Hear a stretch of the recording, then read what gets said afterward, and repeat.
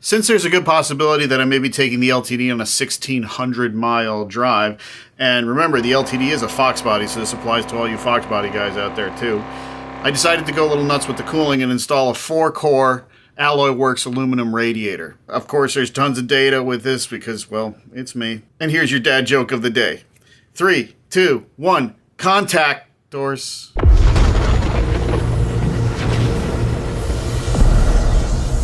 First thing we got to do is take out the old radiator. Right, Simon? We got to take out that. That's really, really? Okay. All right, buddy. All right, so in order to take out the old radiator, we got to disconnect a few things. We have to disconnect Simon. Overflow is one. She's being a bit stubborn. All right.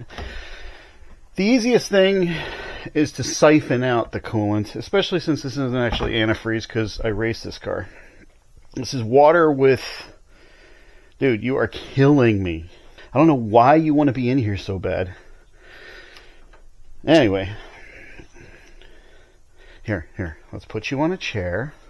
That way you can sit and watch. Alright, so this is really just distilled water with some anti-corrosion stuff in it. Is this going to be long enough? I don't know. It's in there now. Let's see. Let me get that down to the... Yeah, that should be enough, right? Alright, let's do this without inhaling it.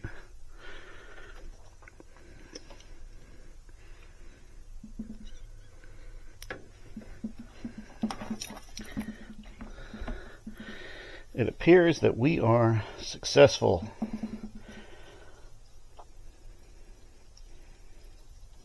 It's mystifying, isn't it, Simon? Does that seem smart to you? I don't think it's going to leak a lot, but it'll leak something. Whatever's in the hose. Alright, now let's put the radiator cap back on so we don't lose it. I mean, this stuff is all pretty old and crusty. It works just fine. It's just a good 10, 15 years old.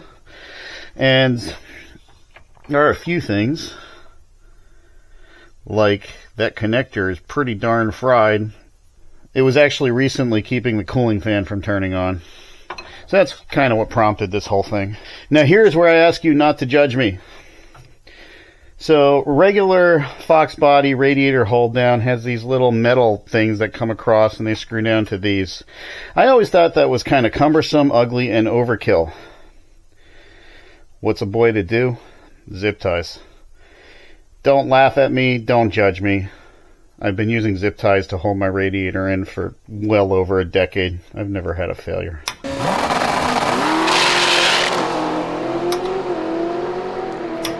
And besides which, it makes radiator removal laughably easy. And installation. All for the lonely price of 3 zip ties. Watch how this works. That is it, people. That is it. And now we're going to let her pee out. Whatever's left.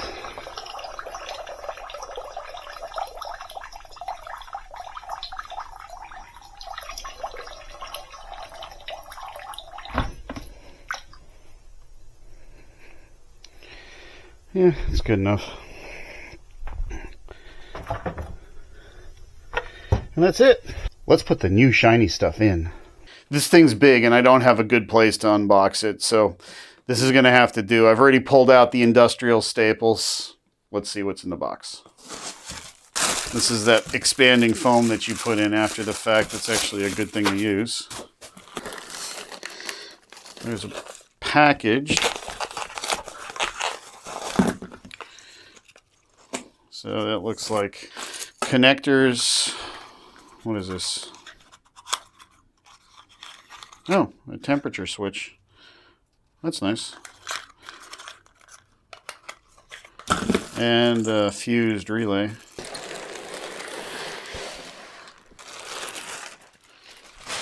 It's actually quite nice. There's the transmission cooler ports here. Fan, shroud, 2 fans. Let's take a look at this side. pretty. That's in good shape. Nice. So I'm going to give you all some measurements because that's really what you want to know. All right, let's take a look.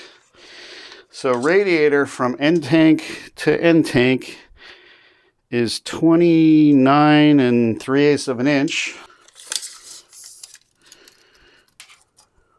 That's 19 3/8. 19 3/8 tall. The core itself is 2 7/8 thick. To the fan shroud is about 4 inches.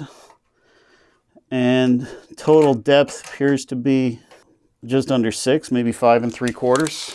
And that's the whole thickness. From the core, you can subtract about 1/4 inch from all that. Nice CNC machined cap. It even says CNC machined cap. All right, let's go put it in. Before I install this thing, there's a few things I want to go over real quick. One, it does actually come with a petcock to drain the radiator, but I'm not putting it in because it actually interferes with where we have our electric turbo / supercharger, whatever you want to call it. The volute actually crashes into it, so I'm just putting a plug in there. That's not how I drain the radiators anyway. I tend to siphon them out the filler cap. Another point is this radiator does have transmission cooling lines, which again, I'm not going to use, so I'm just going to keep these plastic caps in place. In case I ever change my mind, it's kind of nice to know.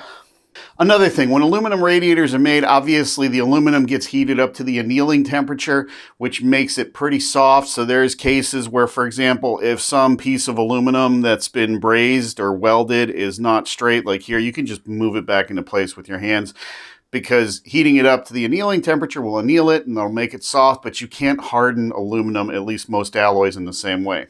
Finally, the last thing I wanted to do is I wanted to show you all how much current these fans draw. I put my own connector on here. I use RC connectors. These are XT60s because I happen to have a lot of them from the electric turbo experiments, and they're pretty well made.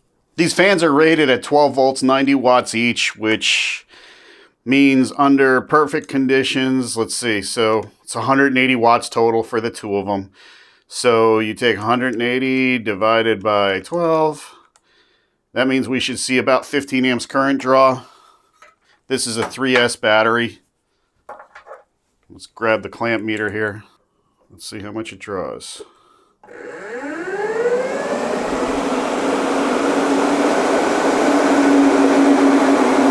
Look at that.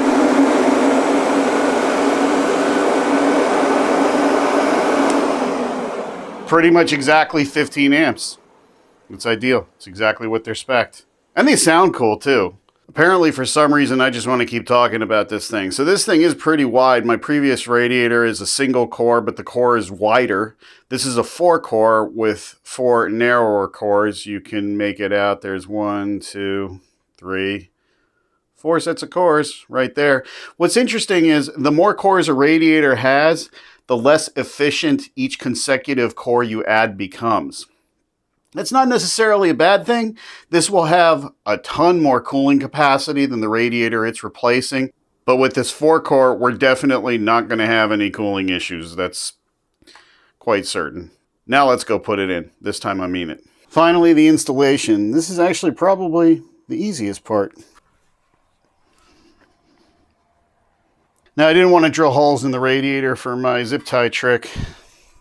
So I decided to invest in a little bit of bling, shall we say. Behold. Prettier than zip ties, that's for sure.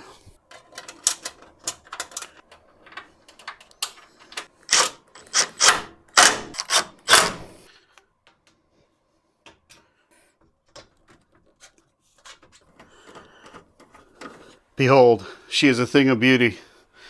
Now all that's left to do is fill it up and drive it. Alright, this is actually take 2 because in the first take, the transmission fluid was really cool and then all of a sudden it started getting really hot, and it turns out that what happened was the thermostatic switch on the fans on the transmission cooler failed. So now it's in the evening. It's still pretty warm outside. It's mid 50s, maybe pushing 60, but probably about 55 degrees, let's say.